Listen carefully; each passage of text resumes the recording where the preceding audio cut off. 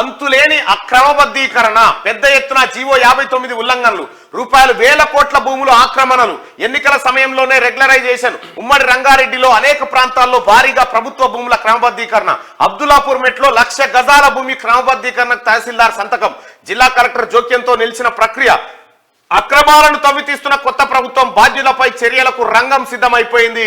ఇగో కేసీఆర్ ప్రభుత్వంలో ఏం జరిగిందంటే ఇగో గిది సామాన్యులు ప్రభుత్వ భూమిలో ఇల్లు కట్టుకుంటే దానిని క్రమబద్ధీకరించేందుకు వీలుగా గత ప్రభుత్వం తీసుకొచ్చిన జీవో 59 బడాబాబుల భూదందాకు వరంగా మారింది.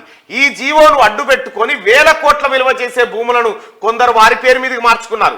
అది కూడా అసెంబ్లీ ఎన్నికల సమయంలో అందరూ హడావిడిలో ఉండగా, కోడ్ అమల్లో ఉండగా అక్రమాలకు పాల్పడ్డారు. ఎన్నికల సమయంలో బదిలీ అయిన తహసీల్దార్లతో ట్రాన్స్ఫర్ కు ముందే వాటిని ఆమోదింపజేసుకున్నారు. అప్పటి ప్రభుత్వంలోని పెద్దలు, అధికారులు కలిసి నగర శివార్లో ఇలా పెద్ద ఎత్తున భూములు కొల్లగొట్టినట్టు తాజాగా వెలుగులోకి వస్తుంది.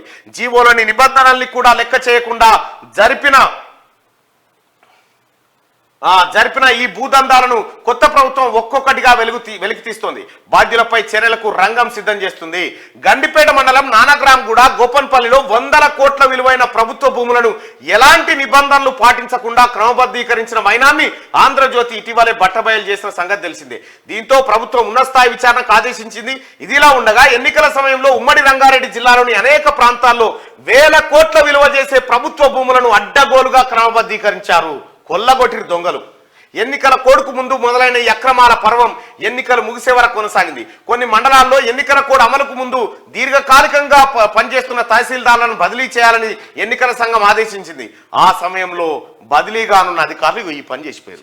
మల్లా రాజేశ్వర రెడ్డి, మల్లారెడ్డి, టీఆర్ఎస్ పార్టీ నాయకులు మొత్తం ఎవ్వరికి పడితే వాడు భూములు రాసుకొని పోయారు.